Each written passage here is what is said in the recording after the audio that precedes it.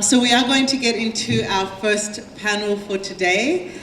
Something that I've been very excited for because I feel like I can relate. I've been waiting for this, right? Because it's called Bad Art Mother. And as an artist and a mother, it's something that I always talk about. So good mothers are expected to be selfless. Artists are seen as selfish. So what does this mean for a mother with an artistic ambition? Taking cue from Edwina Preston's novel Bad Art Mother 2022, shortlisted for the 2023 Stella Prize and the 2022 New South Wales Premier's Literary Award for Fiction. This panel will dive deep into the boundaries of art and motherhood and explore if it's possible to successfully reconcile these seemingly conflicting roles.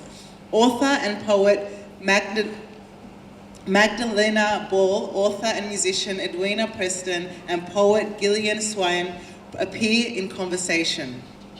Hopefully we do have time for questions at the end, but just don't feel bad if we don't. You can always come to the panelist. I'll introduce Magdalena. She's a novelist, poet, reviewer, interviewer, VP of Flying Island Books, and managing editor of Compulsive Reader. Her stories, editorials, and poetry reviews and interviews have appeared in a wide number of journals and anthologies and have won local and international awards. She is the author of several novels, of poetry books, most recently Bobbish, a verse memoir published by Puncher and Waterman in 2023. Say hi. Hi, there we go. Hello.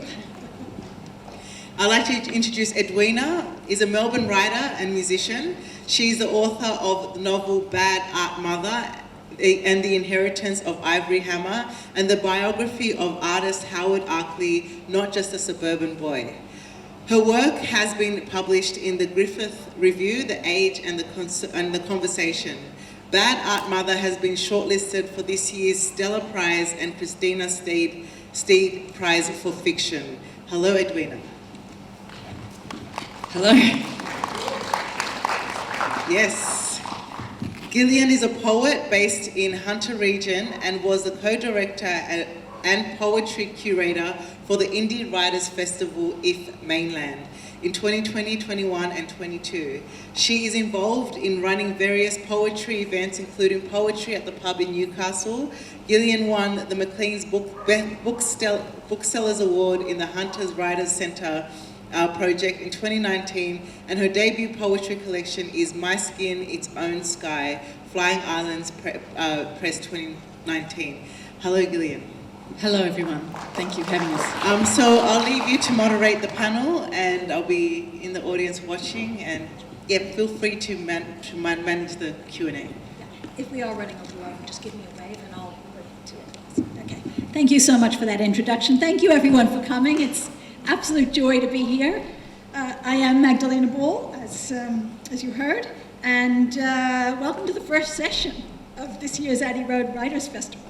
I'd just like to follow on from Auntie Jenny Thompson's beautiful welcome to country by also acknowledging the traditional custodians of these unceded lands, the Gadigal people of the Eora Nation, and also to pay respects to elders past and present, and extend that respect to any First Nations people who are here today.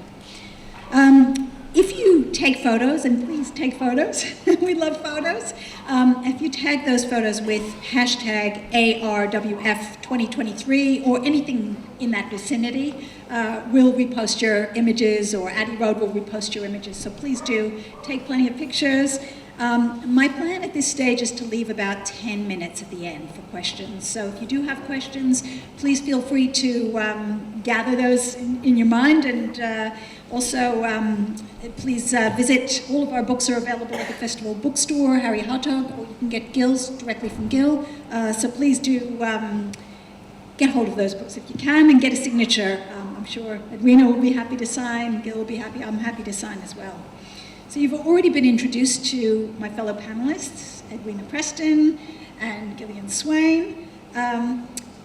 I think what we can do, just to begin with, and before we start chatting, is maybe each of us will just read a little bit from our latest works, just to give you you may already be familiar with the work, but just to give you a kind of a sense of that work and some of the differences between what we do in our work and some of the, like key thematics and styles. So I might just start with you, Edwina. Would you mind just reading a bit? Sure. So I'm going to read a section from my book, which is sort of called Book Launch. I thought that was appropriate. It's told from the point of view of the son of a 1960s female poet, and it's the night of her book launch. Hang on, glasses. What would mother like me to wear? What would mother like me to wear? What would mother like me to wear? I stood at the wardrobe and could not answer this question. Coats hung on good quality wooden hangers. Shirts were pressed. There was even a jerkin, and on a thin arm of plastic-coated metal inside the wardrobe door, 2 ties. I knew mother would plan to wear her blue, frilly, expensive dress, but would change her mind at the last minute, possibly ripping it slightly when she tore it off. She'd leave it inside out on her bed like children do. She'd put on a secretary skirt instead, and a brown twin set and a pair of shoes that were too high and too tight. Then she'd look at herself in the mirror and see that she was plain and ugly and frumpish, and she'd pull off the twin set and wriggle out of the skirt and look for something else, something elusive, something her wardrobe didn't contain. She'd pull out piece after piece, and as she tried things on, she'd get rougher and rougher with them, and more exasperated with her wardrobe and herself, till the clothes would layer the bed and the armchair and the floor, and she'd sit among them and weep for a bit and wish she had someone who could advise her. Then eventually she'd stalk out and put the record player on and pour a drink and go through the whole thing again, slowly this time. And as the first drink went down and she poured a second, gradually those discarded, inappropriate clothes would acquire a new life, and she would begin to feel different. She would begin to feel special. She would begin to feel like a movie star going to the premiere of her new film. She would dress herself again, and this time she would keep her wardrobe door open where the full-length mirror was, and she would admire every bit of her form, the way the clothes fit so well, the way the buttons did up so neatly, the way her throat rose so elegantly from the collar, because the fact was she was still beautiful and her hair was still golden, and you could mistake her for a movie star. And she was beautiful in the light of that room and the aura of that drink and the sadness of that music. Her ensemble, finally devised, would thrill her, only then, in that moment. And then she'd leave the house and it would be too late. It'd all change back. The outfit would be the wrong thing after all, the bad thing, the ugly thing, and she would not be able to be happy. That was the story of Cinderella. I didn't need to have read it. All the girls knew it by heart. I put on a cream shirt, a blue jacket and a green tie. I went and waited for Mrs. Parrish at the car. Wonderful. I thought I might, if it's okay, just after each reading, just ask a little question about the passage. Hopefully that's okay. Maybe you could ask me something about mine. But that's such a beautiful piece or section that you chose to read, and it pulls out so many of the key threads in the book. The relationship between Vida Gray, who's the protagonist, and her son, Owen, and just the dynamic between, I guess, putting on skin, clothes, what it means to, dress yourself for, I guess, presenting in the world as a poet with a capital P or a poet with a lowercase p, what the whole relationship between the body and art.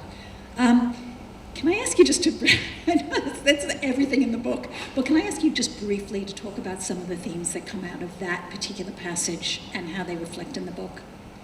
I think it's, partially about, earlier in the book, the son had gone dress shopping with the mother and felt that he failed her because he was not a girl and it was embarrassing for him and he couldn't do the things for his mother that a girl or a friend could have done, so there was guilt there, and there's guilt on both sides. But the other thing was the book is about the highs and lows of feeling power from doing your work and writing something that you believe in, and then the terrible low of finding that the world doesn't want it and rejecting you. And I guess that was in some way, replicated in the process of dressing yourself, feeling one way, finding yourself then discarded or not what you thought you were, and how that roller coaster impacts on your sense of self as well as on your outward manifestation. Wonderful, and such verisimilitude. I've done it. I'm sure you've done it. I spent a lot of time getting dressed this morning. That's right. Yes, and that just the lovely sense too of kind of frustration that you feel reading that passage, as well as just going, get dressed already, you gotta go, and yet feeling empathy as well with both Vida and Owen.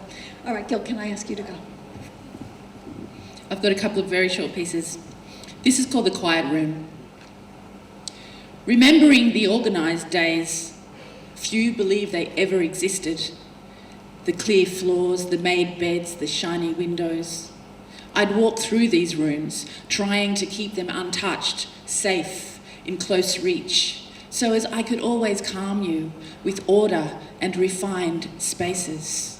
Keep the secrets that untuck the edges under wraps, behind neatly hung curtains, carefully arranged blankets and towels, just so. Sometimes I retrieve clarity, return with hands stained. On such days, surfaces are unencumbered. All outside of me is clean.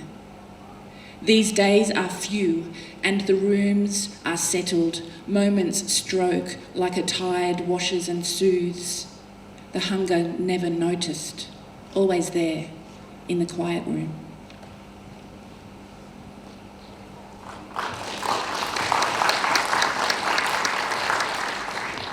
These little one's a nod to my daughters, who 2 of them left home at the same time. It's a bit of a shock, and it's called Threshold.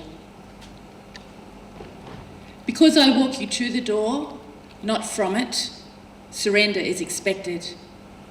Days have avalanched, pages of story, of photographs, you wanting to run so fast, wanting to be big, bigger than your perfection. And now, at the door, childhood seems so long ago, and for a few moments you linger as if considering retreat. You can return at any time. The treasures you left will be ready.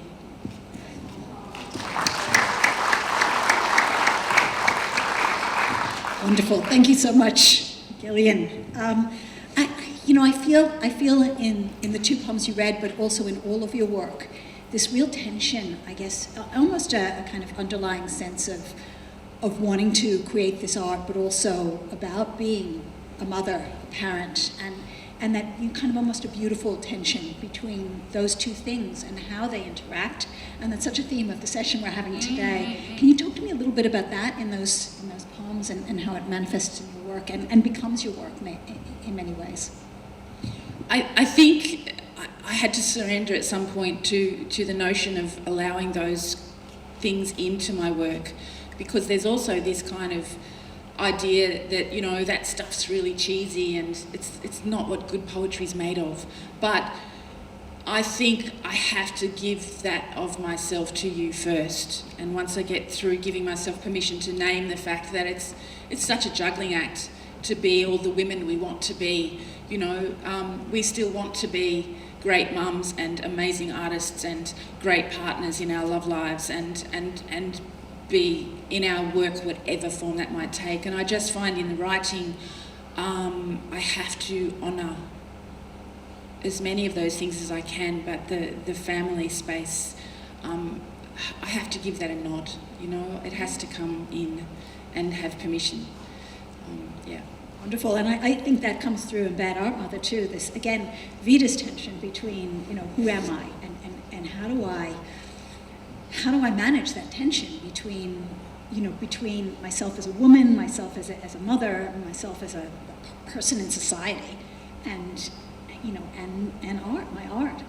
In fact, even in contrast to the parish perspective of Mr. Parrish, who can be, you know, I am one thing only, and that is, you know, poet. Well, yeah, I mean, a lot of the time when I was thinking about this book, and it came originally from a master's thesis which I was writing about correspondence as a female-centric art form, and I was thinking about that because, and I was reading the correspondence of the poet Gwen Harwood, and what became clear in her correspondence was that she wrote a lot of it, and she didn't sequester herself in a separate room to write it. She wrote it within the midst of life. And I started thinking this whole myth of to be an artist you need to be absolutely prioritising your art and selfish. I think perhaps it's a myth, and I think that we've been duped by it, and there are other ways to be an artist, and you don't have finite energies. It's not like you can just be an artist or be a good mother. They're both available to you. Wonderful. Can I just add, can I have your book for a minute, Edwina? There's so many cool bits in this book. I've got it marked all over the place. I'm just trying to find the quote about, here. Sometimes when I'm reading, I feel like this bit when I'm writing and trying to skive off and get a bit of time. Perhaps I will become the sort of woman other women mutter about, who doesn't clean her house sufficiently and comes to the letterbox in a dirty dressing gown. I will let my hedges grow over the footpath and I won't rake up any of my leaves. You did that so well. All right, I'll read you one little poem as well. This is from Babish. So Babish is a memoir that I wrote of my great-grandmother, Rebecca Lieberman, who left Eastern Europe at the age of 14 to escape the pogroms. And the poem that I'm reading you, it's called Mother of Exiles, and it's her arrival in New York City. Again, she was 14, and Mother of Exiles is an alternative name for the Statue of Liberty. So this is, and there are some lines, the lines that complete the poem, that are actually on the Statue of Liberty's pedestal.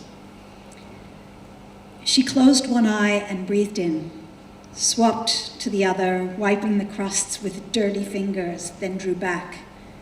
The air was fetid, but a tiny breath like hope filtered in as the steerage doors opened. She didn't know what to expect, though there were 1,000 lines in her head, 1,000 images she'd taken to bed with her every night while she listened, awake and asleep, and neither, for horse hoofs, fists against the door, her mother's high-pitched wail. She hoped her parents might have escaped somehow, in an alternative reality, the piano in her memory already firewood before she left, still played songs of New York in springtime with gilt cobblestones where light broke slowly against her face, emerging from the boat. She had already written to them 5 hidden letters to send when she was safe, if ever she was safe. Many more in her head still to be put to paper. She might have left sooner or later or never, living and dying where she belonged or never belonged, and what is belonging anyway, she wondered, moving so slowly in a mass of bodies that it was like standing still. Tired, cold, but breathing something like a future, she looked up and saw the lady, blue-green copper-bound mother of exiles, not her mother. She swallowed that thought and kept on walking, though her legs were so heavy they felt as though they could not move one more step. She heard the words not spoken from the pedestal. You are sea-washed. You are here.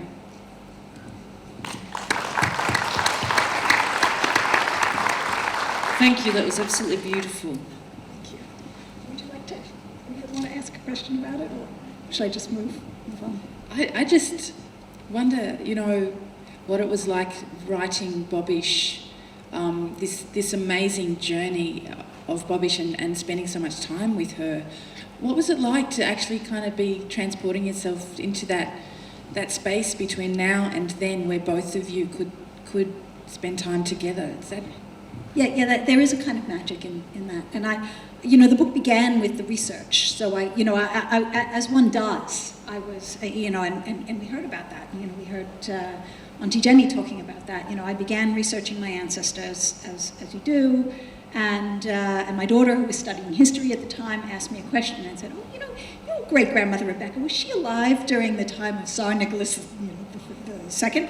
And I said, "Let me check." I didn't even know that historical fact. And I just kept checking and finding more and more correspondences, as you do, if anybody's done any research, with big historical events, but also with trauma. And the trauma that I was reading about, from Rebecca's point of view, was a trauma that I had kind of seen replicated in my grandmother, and I'd seen it replicated in my mother in very strange and subtle ways that were starting to become more and more familiar to me. I was recognizing the kind of subtle line that went from this kind of big historical trauma to the very personal individual trauma. And I became kind of fascinated with it, and more became fascinated with it. But I wanted more. I wanted more than facts. I wanted more than census documents and the kinds of things that you can find online. I really wanted to know what she experienced. And maybe that's a very female thing. Maybe that idea. I wanted to kind of get under her skin and not even just find out how she felt, but I kind of wanted to heal her in some way. I wanted to heal me by virtue of healing her, by finding out what hurt her, and maybe finding forgiveness. So there's all these strange impulses that kind of drove me there. And whenever I hit a wall, and it does seem kind of woo-woo, but whenever I hit a wall, I thought, let me go sit on my rock and just ask her, what should I do? Bobbish, what should I do? And I kind of felt the answer was in me, but it would come through her. So it felt weirdly natural and like a gift. It's interesting because, there's more and more study about the epigenetic effects of trauma and the way it's actually with you on a kind of a molecular level. And I've been thinking about this a lot because I lost my father in 2020 and he had Alzheimer's. So there was a period when I really needed to have been collecting a whole lot of stories and information, and it's gone now. And I feel the same about my mother, who's 81. I keep saying to her, can you please start writing for me? Because once you're gone, I hope she's around for another 20 years, and knowing her, she will be. But to lose that leaves you just with the documentary evidence, and it's not enough to understand where you came from. Yeah, absolutely. And yet it is in you. It is there. And it's amazing how much, and I guess if any of you are doing, historical research, it's amazing how much is there. But also all of these subtle things, again, that you can kind of perceive that you're carrying, that you didn't know you were carrying, and how not knowing it doesn't mean it doesn't exist. Not knowing about the traumas doesn't make them non-existent. And so putting sunlight on them actually does seem to have an incredible healing effect. But that, coming back to that whole notion of guilt too, and wanting to say the things that you should have said but you didn't say, not getting there in time, or the kind of guilt even that you tapped into with Owen in here, and your passage that you read about this, and the guilt that you write through as well about this kind of notion of, it's almost in our makeup, isn't it? It's almost kind of part of the experience. There's almost something, it's almost like a portal, this guilt, to getting at things in a deeper way. I think so. I remember someone saying to me once, women wear a big heavy cloak, mothers wear a cloak, a very heavy cloak called guilt. And yet listening to what you were talking about a bit earlier in the same spaces through the book of that notion of giving yourself permission to write, and whether or not we kind of make ourselves or feel we need to feel a bit guilty about it. I'm really lucky in one regard. There's a quote in the book where I'm not sure who it says, but I think it's Mr. Parrish says that art made Mrs. Parrish calm and strong. There are moments when we can turn that guilt on its head. I know in my personal life I was so lucky that at some point there were all these poetry readings I was going to and all this stuff, and my husband and I were trying to juggle, who would have the kids on which day and which kids would get dragged along to these events and things like that. And he said, and I was kind of really tangled up in this, oh God, I'm going to say I'm going out again to this other thing. And he said, there might be all these things on and it's taking you away from us for a time, but when you come back, there's always so much more of you. And it was like, oh, yes. He said, see ya. And it was good, you know. So there are moments where we've got to notice that moment and we can turn it on its head. And taking you away from the family maybe generates more energy that you can get then put in. I find that too. I mean, I thought about guilt a lot, and funnily enough, I don't feel guilty as a mother, and I haven't. I think I am a very good mother, and when I was writing, and this is still the case, I'm always interrupted by my children. And I used to feel like, I was just writing a sentence and I've got to go and get you a banana. But then I started thinking about this too, and I thought, well, who tells us that an uninterrupted thought is better than an interrupted thought? Maybe if I go and do that, I'm going to come back, I might end up with something better. Do I need to feel that agitation? That's another thing I think we've been tricked into feeling. And when I was reading Gwen Harwood, her correspondence, she was bitter and angry about literary rejections and the way she wasn't valued by the literary establishment. But there's this one bit, and she's self-excoriating about it as well, but there's one bit where she says, and this is a paraphrase, I would give up any validity or triumphs in the artistic world if it would spare my children 1 ounce of injury or grief. I know I can't, and there's nothing I can do to spare that, but that's where my priority lies, and I found that very interesting. Yes, you know, it's funny, and I have to share this, and I apologise, Gillian, because you might not have expected me to share this or wanted me to share this, but you told me privately that director Mark was actually told you that when he was thinking of you throughout reading the book Bad Art Mother, and my immediate response to you was, you're the opposite of bad art mother, you're a good art mother. And then I was thinking about all the permeations, I mean, again, given the title of this session, all the permeations of that title and how open-ended it is. You know, you've got bad art, you've got bad mother, you've got art, you've got mother, you've got bad mother, you've got art mother, right? So there's so many different ways you can read that title. And I've really been thinking about, all of these aspects of what it means to make art and be a mother, and even art as a kind of midwifery, as bringing something forth as if you were mothering that art outward. And all of those things, to my mind, were on my mind when I was reading this book, and again, almost as a polar opposite to the kind of limited art that Mr. Parrish creates. This kind of, there's one type of art, and it sits here, and that's all you can do. You talk about the interruptions as being part of the art. I'm thinking about, I've been just listening to and reading Rachel Zucker's pieces about the confessional, and, about poetry that is open to, a whole range of experiences as not necessarily being lesser, but actually in many ways being more. So I think that picks up all the threads that we've been talking about. I mean, there's a part in the book, and my book's set in the 1960s, and I deliberately set it in the sort of proto-feminist period before those big changes between 1970 and 1975 in Australia occurred. But the writer is writing about things, domestic things, brooms and broom cupboards and bits of jewellery and things that are not seen to be the things worthy of great art. Just like, an artist like Margaret Preston painting flowers is an exceptional modernist artist, but flowers are not the great things of art.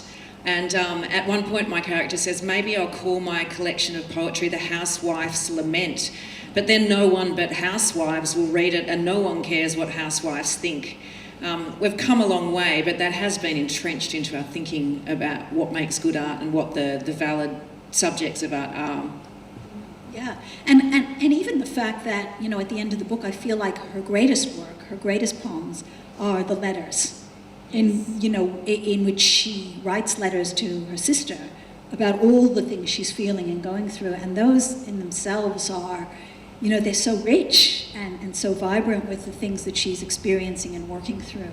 And that in itself is, it's almost as if, well, she doesn't, I won't give anything away, but, it's a tragic book, really. But she makes her art in all sorts of ways, not just the poems she struggles and fails and then struggles and fails again to write. And that's why I was interested in letters and letter writing, and the fact that women have always been able to write letters without thinking of themselves as artists. And so they actually kind of were like experimental writing canvases for lots of women, because they weren't laden with expectation, and there were ways of playing with the form, and they were kind of generous, they were reciprocal, they were part of a conversation. They were training grounds, really, so I think they're important. I love that you write the interruptions into the letters too. There's at least one or two where she says, hang on, I have to go and get child a banana, or, or the child is at large with crayons in the hallway, I'll be back, and just those sort of real moments. And I think too, in the sort of dialogue around what's art and what's valuable in it, and whether or not we need to be away from what we see as ourselves in family while we do it. I think there's this interesting opportunity to, I know when I've sort of dragged my kids along to things or invited them and waited for them to say no thanks, it's often because we've had this drive for quite a long time for these spaces where we're amongst art and artists or creators and writers. For me, I've always wanted my kids to have this sense of it, of those parts of our community being part of the same crowd. It's not an us and them dialogue, that they have as much access to being creative or becoming artists themselves in whichever genre that may be. And I think that again, that sense of having to keep it separate is a bit of a myth. I think it's really healthy and has a lot of potential to be bringing ourselves, crossing those lines and making those margins where they overlap. And if you look at it, someone like Jane Austen was not taking herself off to her bedroom to write. She wrote in the common sitting room. She wrote around people, observing, absorbing what was going on. So it's actually an absolutely legitimate practice. Yeah, I totally agree. And again, coming back to the notion of guilt, and please get your questions ready, because I think people are humming around. We need to allow you that time. But the idea of carving time out to do your art, to me, I always felt a tension in doing that. I always felt guilty about doing that. And I wanted to make sure that my children didn't feel like they, in some ways, were second to art, that they had to come first. And then if I had time and I could squeeze them in, and then I would create art. Although, if I stepped on a piece of Lego, that immediately went into a poem. So, the pain on the foot. So, and they're great supporters now as well. So there is that. But yes, it's a really interesting tension that I think comes out in all of our work. And there's such a true thing about, as Magdalena's, I was feeling guilty once for not having produced enough work for Magdalena to critique, and she said, it's all right, I get it, you write in the gaps, and yeah, thanks for that permission. So I went, that's it. Yeah. But again, it's all the life stuff, the whole self that comes into the work that is actually what makes it rich, not in spite of, but because of. All right, does anybody have any questions out there in the audience that you want to ask? I'm going to do this fairly quickly. And yeah, do we need to, oh yeah, we'll bring you the mic. So put your hand up and we'll bring a mic to you if you have any questions. Please take the opportunity.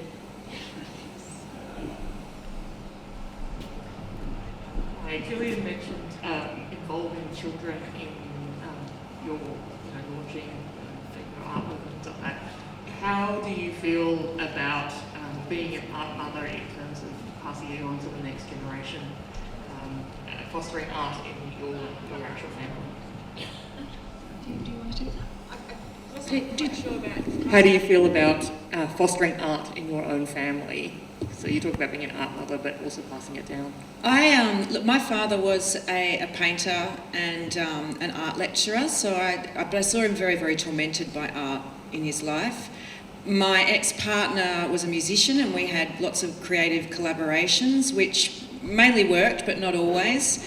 I find it very interesting. My younger daughter is a very good writer, but she writes hip-hop. So, I mean, it's interesting and it comes out in various ways. I'm not sure whether that answers your question, but I mean, I was very, very aware of my father's anguished relationship with his art when I was young.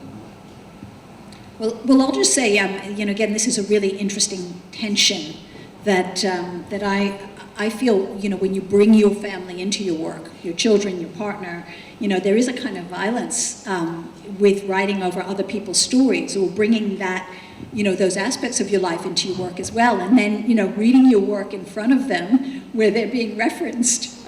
You know, we have a family joke. I have a poem that I wrote very early on about my daughter, which I call Rabbit. And she was a little talkative as a young child, so, you know, and then my middle boy always likes to tease her and say, oh, well, you got the poem Rabbit, Rabbit, Rabbit. And then she says, oh, yeah, well, you know, he got the poem Whirl, he's the favorite, and, you know. So there is a tension there for sure, but they're all great supporters, and, you know, I think in the end it's healthy for them to see us doing our thing. We won't take any more questions, so I'm just saying that to Mark, who's looking anxious over there.